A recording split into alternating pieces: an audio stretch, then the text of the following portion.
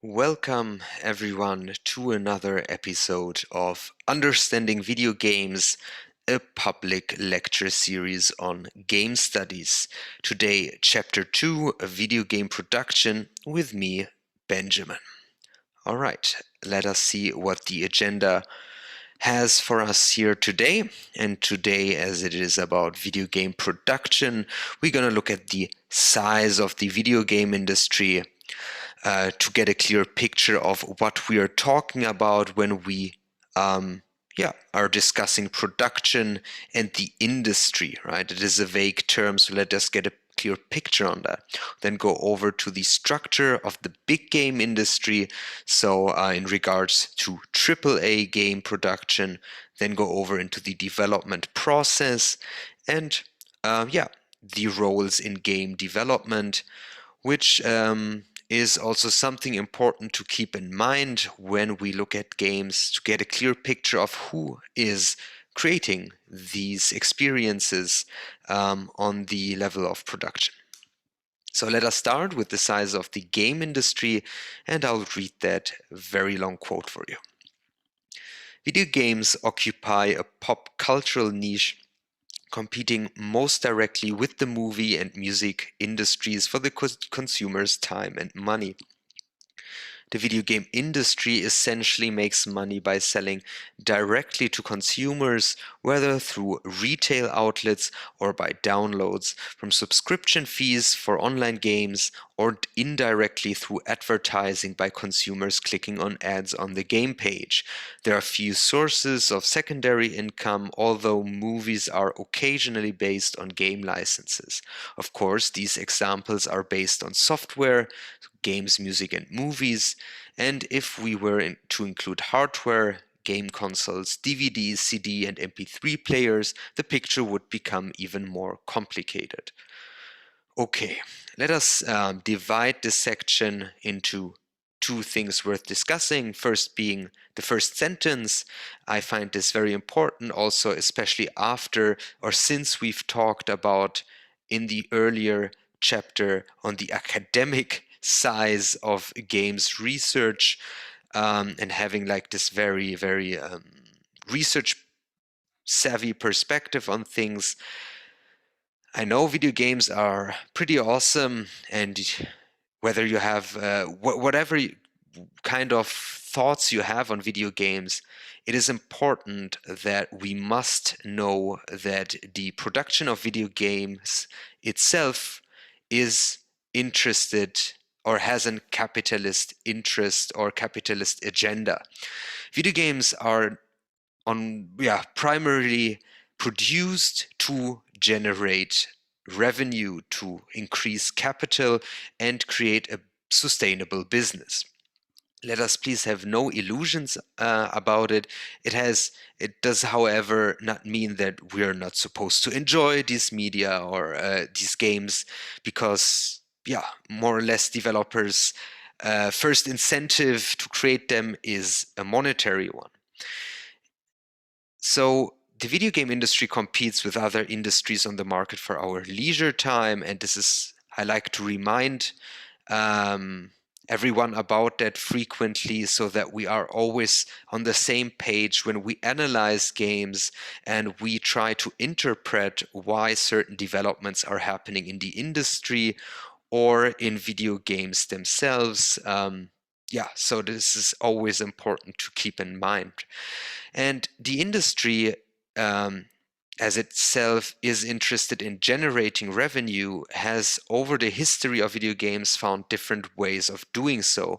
The industry developed from producing arcade machines or putting their games down into arcade halls to developing home computer systems, bringing games home, making games mobile for you to have on your handheld devices, whatever they are.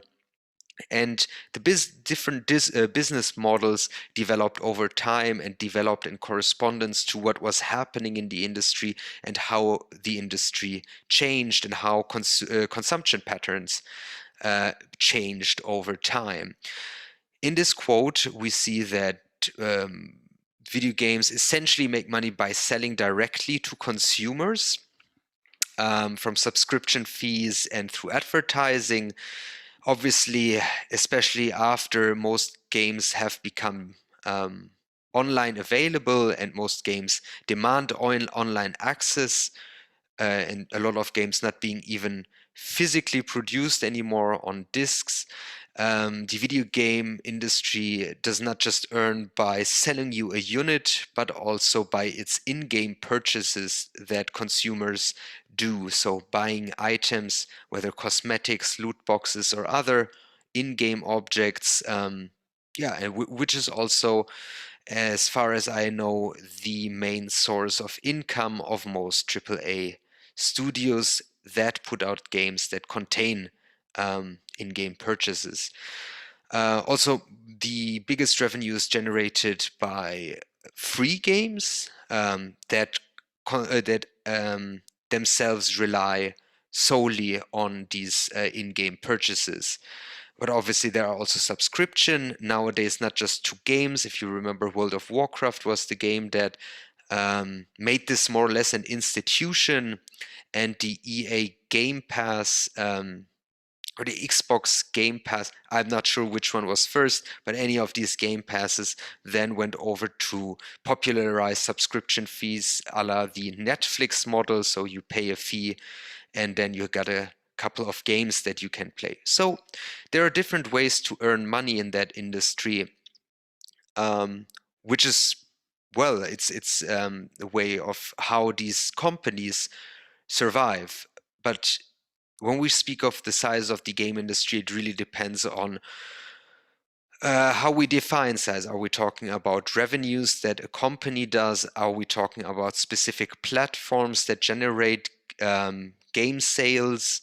Or are we considering even what is at the periphery of video game production? So games journalism, games research, streaming, esports, these things that are not directly part of the production cycle, but still generate billions of dollars and euros, and capitalize on video gaming, or the hardware, as it says in the end. And as I said earlier, it depends on how you define size here. So the size depends on how we, at which elements we are looking at, platform, or things that are at the periphery, the game industry as a whole. And here there is a global revenue statistic, which is also in the book. You can take a look at that, and believe it or not, besides that it's overall growing, mobile games make up about 60% of the total market volume. And as I mentioned earlier, freemium games, also like League of Legends, Diablo Immortal, and Call of Duty Warzone, so games that are initially free, create millions and billions of revenues on basis of their microtransactions within the game. So yeah, it really depends, but the industry is growing. And yeah, everyone wants to have a piece of this cake. I mean, look at me. I'm giving a public lecture on game studies. Who would have thought that? When I was in high school, I didn't even think that I would end up studying games. That's pretty awesome. So let us go over to the structure of the game industry. So we talked about the video game industry being primarily a business, a capitalist enterprise of various companies that drive the production forward, that are primarily interested in creating products that are sold to consumers, and then do this on a regular basis. And some of you might be laughing at the figure that I have included here, as it is a bit outdated, but I think it's an important value chain that represents a different time in video game history, especially the earlier times before the growth of online gaming, smartphones, so mobile gaming and all alike. So the structure of the video game industry, or the value chain, determines more or less how also money is distributed in the industry and which aspects of it are prioritized. So usually, or back in the days before the increase of mobile games, indie games, and online distribution, there would be the following entities, which more or less are still there, but have went through a transformation. Let's say it like that. And it always starts with the hardware manufacturer. Can be like creators of graphic cards like Nvidia or Radeon. These produce more or less the means of production for game developers, because without chips, without the hardware, there cannot be any game development. So it starts always with these hardware manufacturers. This is also why currently in 2022, after the corona pandemic and breaks in supply chains, there have been major delays in game development because the hardware manufacturers weren't able to produce chips on time and produce hardware that game developers were depending on. So game developers are then studios that produce video games that are then published by a publisher. So a game developer is the studio that produces the game itself, and the publisher is the entity that does the marketing campaign, that popularizes the game, that gives money to the developer. So it has several roles, and bigger game companies like Bethesda, for example, or Activision Blizzard are game developers and publishers themselves. However, there are smaller studios that depend then on publishers to get out their games, because producing a good game is not enough. You need to make people aware about your game and convince them to purchase them. Back in the days, games would be then physically produced, manufactured, and then sold to a distributor who would buy huge bulks of games, so thousands, 10,000s of these, and then sell them to retailers that would then sell these products to consumers, or rather to players. So today, the role of the publisher and the role of the distributor has changed a lot, because online gaming, because of the digital aspect of most games. So games are by most indie developers, if not all, produced virtually, and there is really no need to produce physical versions of them, as it costs a lot of money, and you can sell your product way faster if you just launch it online. So nowadays in 2022, this physical game production is dying out, and mostly collectors are still buying these products. So the role of the distributor has changed. You can consider platforms like Good Old Games or Steam like publishers and retailers, more or less combining that role. So things have changed, but in a way, it is important to keep the entities of this value chain in mind, as it gives you also an aspect which kind of steps a game undergoes to arrive to you as a consumer or player. So it's not like, of course, in the indie development scene, that looks way different. That we have, in some cases, if the game is not necessarily out for high profits, there is just a game developer putting out a game and just publishing it on a distributor or free publishing site like itch.io, Steam, though you need to pay an entrance fee of $100, or Good Old Games, and there are several other online platforms where you can publish games where you don't need a major deal with a publisher or distributor.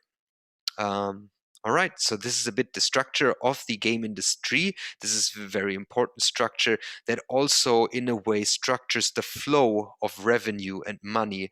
Who gets what out of these, out of the production and the return on investment? You, as a consumer, obviously get the game, while the other entities get money. So let us talk about the development process now. So how are games more or less produced?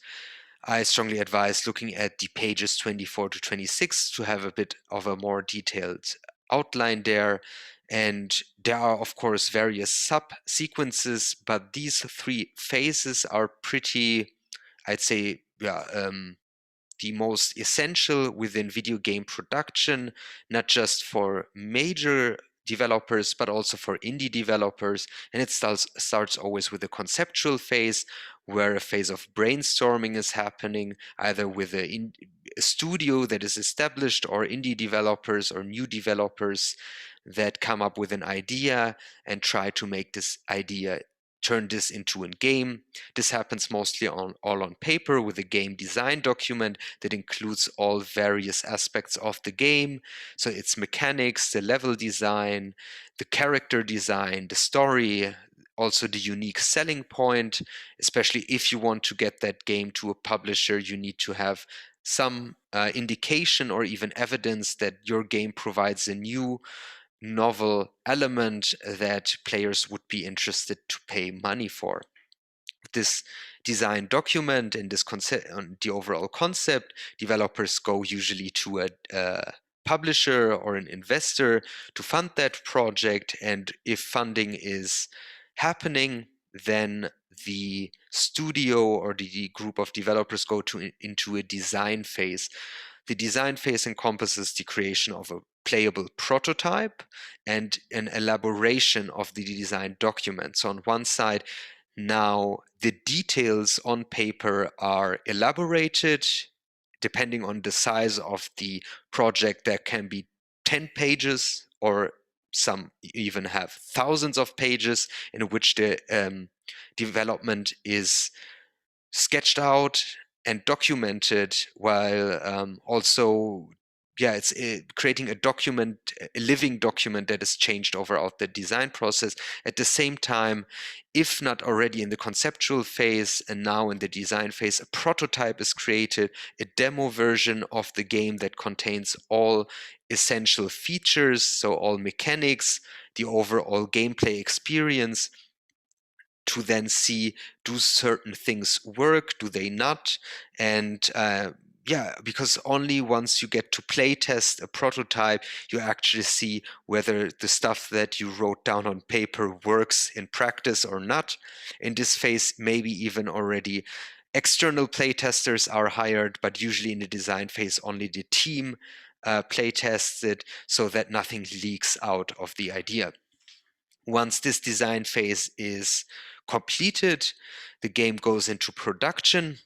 This is the most expensive part of the process, where the whole team is then involved.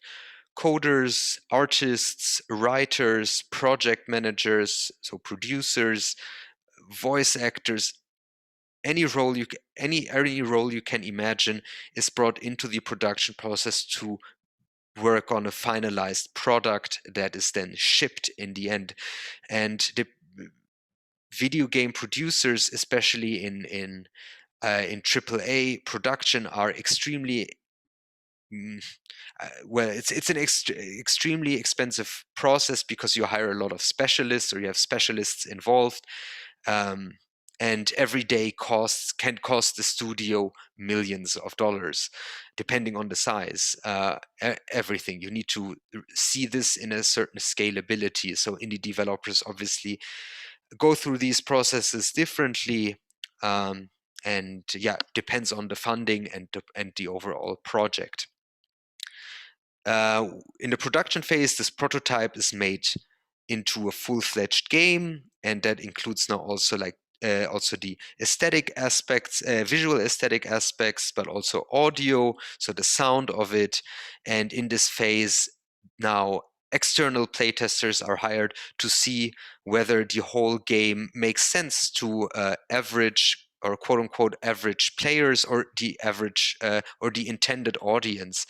And it's in many of these testing phases from postmortems are retrospective evaluations of game projects. We can see that these testing phases are crucial because most of them have very important feedback for the developers, most of it critical and some of them of course negative, that certain games didn't, they don't even create the appeal that the developers thought it would.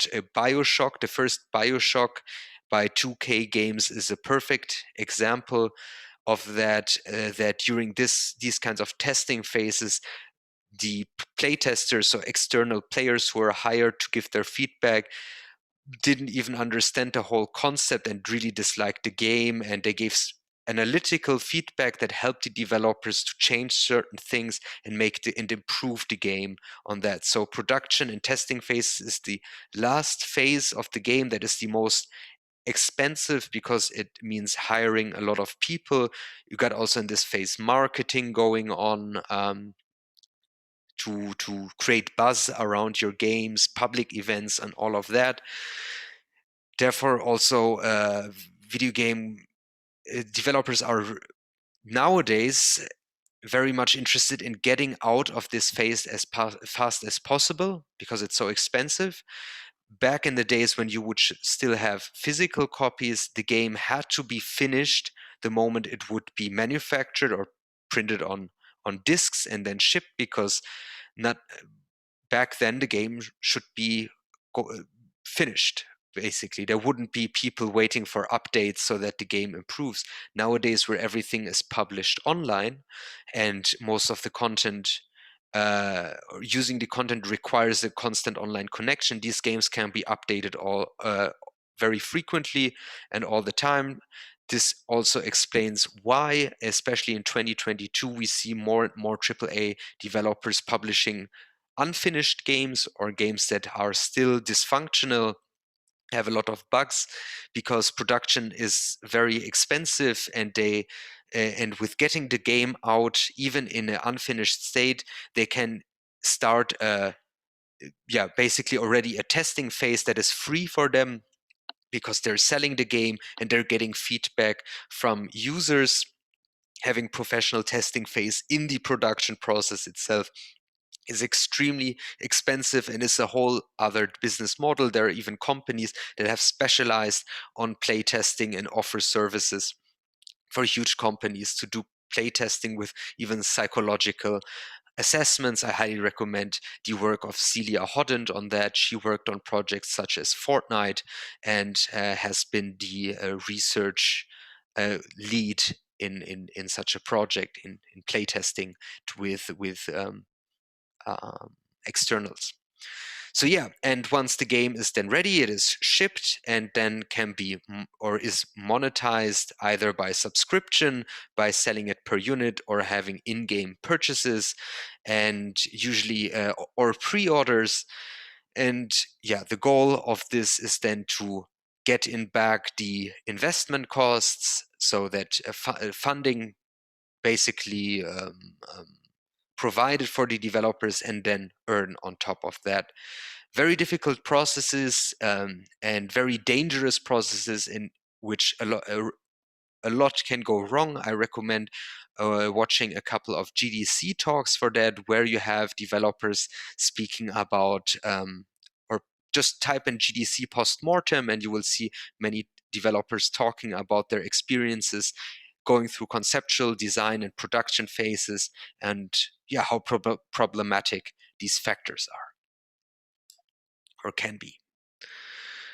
Okay, the last section in the chapter regards roles in game development, and it starts off with this quote, nothing special, but it basically contains the core aspects. So accomplishing the massive undertaking described earlier, so the development process, especially in the creation of a large-scale game, AAA game, requires 5 areas of expertise: design, art, programming, project management, and testing. So game developer should have all of these aspects, and these aspects, so design, art, and so on, have all also sublets. So designers can be game designers, so people who conceptualize the whole game and bring in together various elements of the game to make it a unity. What I mean with that is that game design is, imagine a game being of an piece of architecture. Imagine a game being something like a Gothic cathedral where all the elements, so the aesthetic, but also the engineered aspects of the building, are all together part of a bigger harmony that allows you as the visitor of the cathedral to experience a unified not gameplay experience, but experience of being there and marveling at the beauty of a Gothic cathedral. A game has to do exactly that. It has various elements that can be sound, level design, visual graphics, mechanics, and these need to be all within a harmony. This is what a game designer does, keeps things in balance, things in check, so that the narrative, also very important part of game design, a sub element, and all of these elements need to be forged into a comprehensible unity for the player to experience. And so these designers keep the concept of the game in check and have also knowledge about various other fields, because in order to bring these all together, they need to have knowledge also about art, programming, and other aspects. So art in here does mean visual, most importantly, or most prominently, visual art. So graphics, modeling, concept art, environmental art. But I would now include here even in art writers and sound designers, musicians, and people who do the score of the game, as they really bring soul into the programming. Programming creates more or less the architecture of the game, the mechanics, other aspects.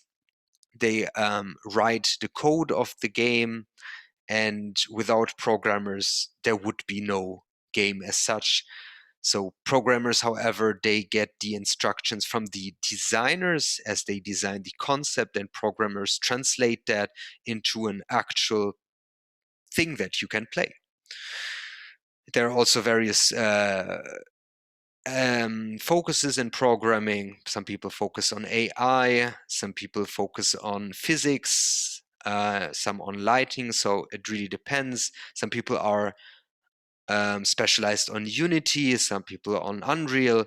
So yeah, there are various subsections of each of these things. Project management is the producer. This is the person that it shouldn't be I think it's very important to keep it here in mind, because especially people who have not a direct access to the production cycle think about game developers as as mostly coders, but you need to have people who actually think about a game that is funded with hundreds of millions of dollars, and it has a deadline, and it needs to arrive there, and you have thousands of people involved in the process.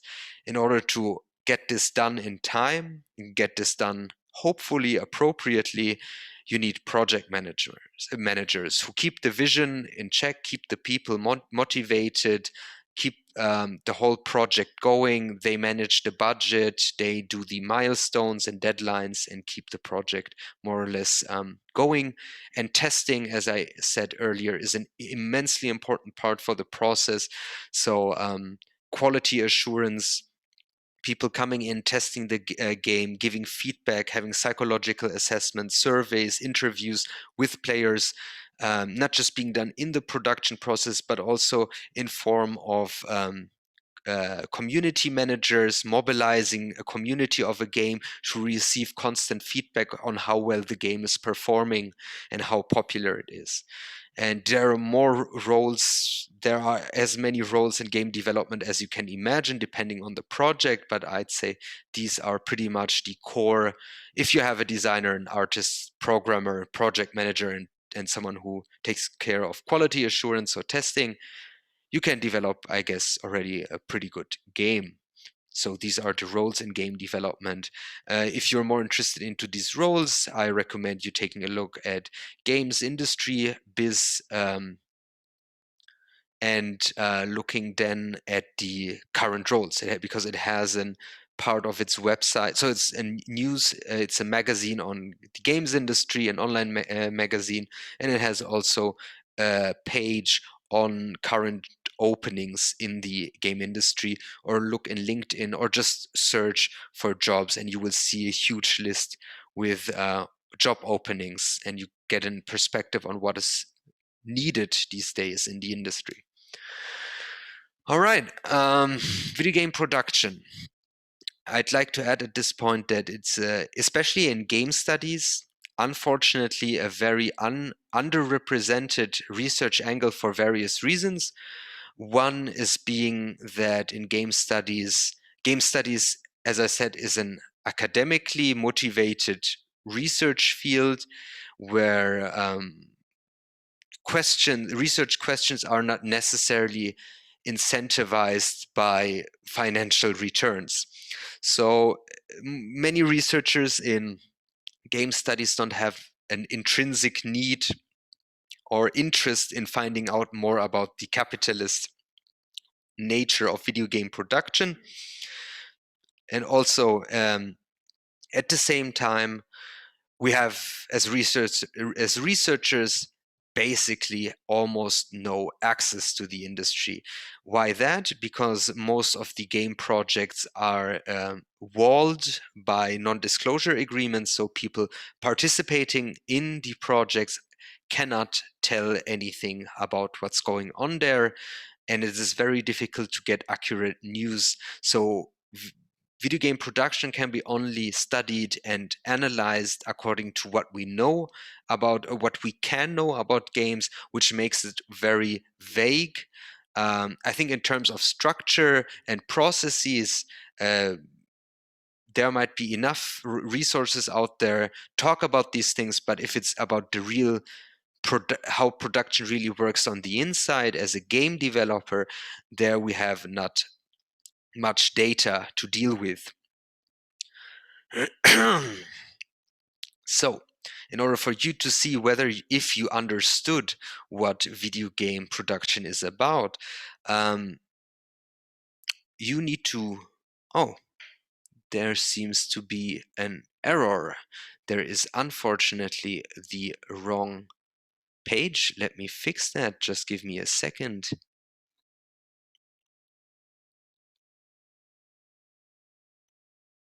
Right, this you should have gotten already if you watched the previous episode. And now let me just fix this. Voila, there we go. And let me just get the presentation back rolling again. So for you to see whether you understood this section, think about the size of the game industry. How do we define this? Which aspects of the game industry do we mean when we talk about the size of the game industry? Also, what is the game industry itself? Is it a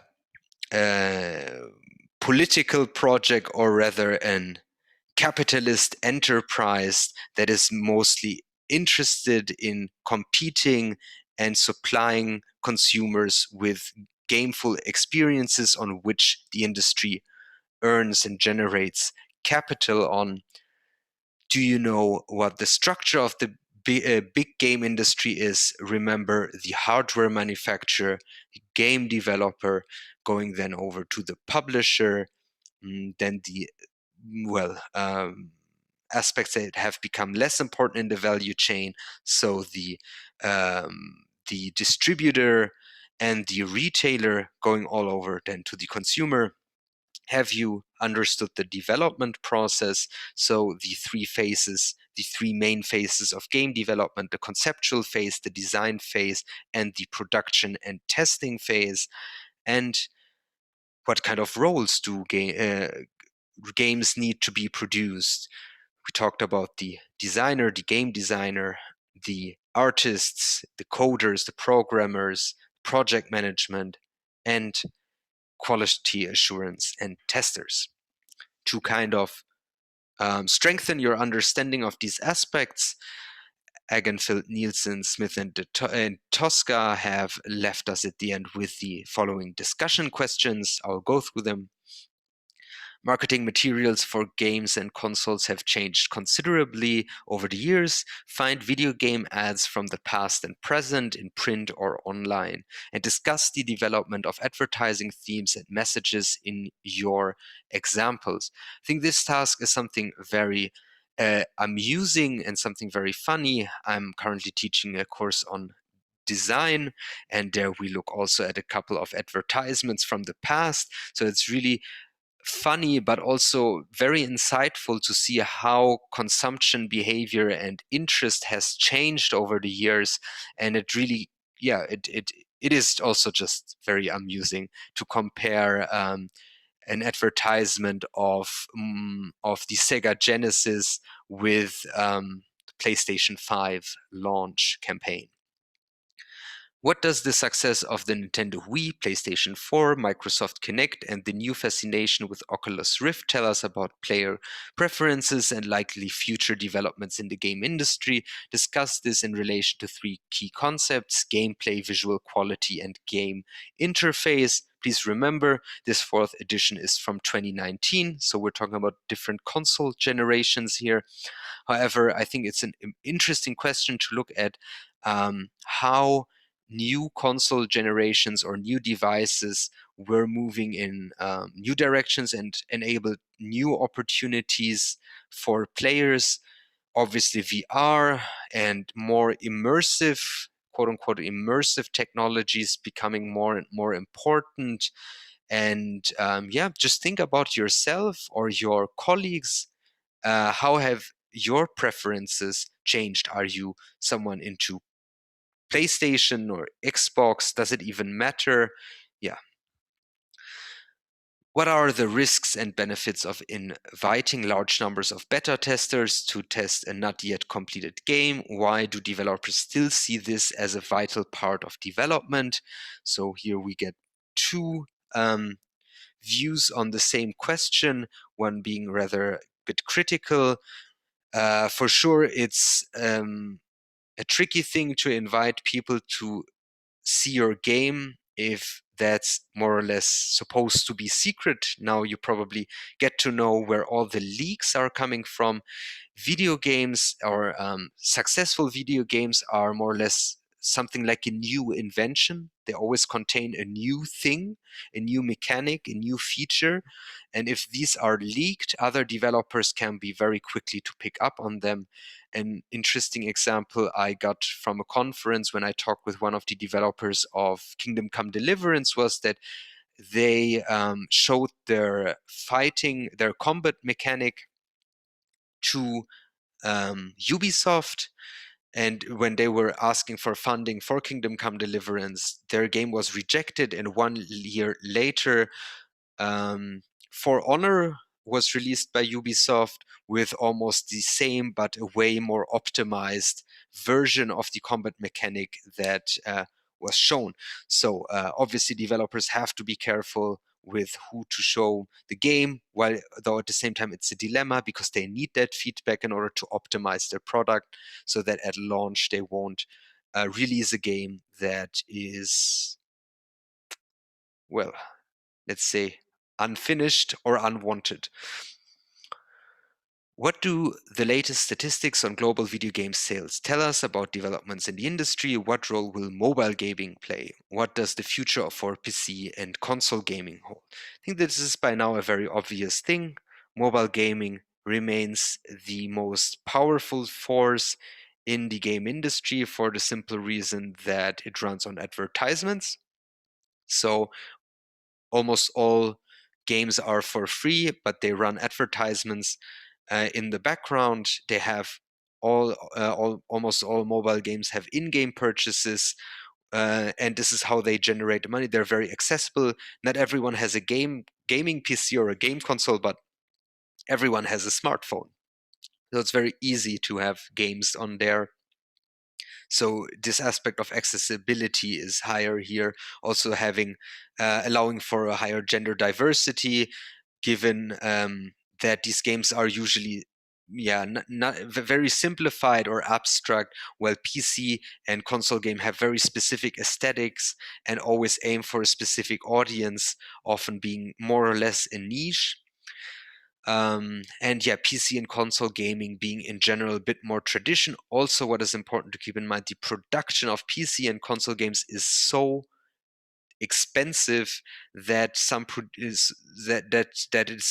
it has become a very difficult task for big developers to return back on their investment after spending hundreds of millions of dollars into marketing and production. While mobile gaming is extremely cheap in comparison, and provides an easier way of monetizing these things. So PC and console gaming, I think that these they will be around, of course, for forever, hopefully, but they remain more. They won't grow as much as mobile gaming, simply because of the accessibility that mobile games have. Right? Remember, everyone has a smartphone. Not everyone has a console or a PC that can render high graphics. Further readings, an article by on Games Industry Biz, a website that I can highly recommend if you're interested into the games industry. And it also exemplifies what I said, that game production is underrepresented in game studies, if our further reading is basically an article by a Games Industry magazine. So I hope that was insightful. Remember the questions, remember the discussion questions, so the guided questions and the discussion questions, and I hope that was insightful for you. See you for our next chapter, when we will be talking about what a game is.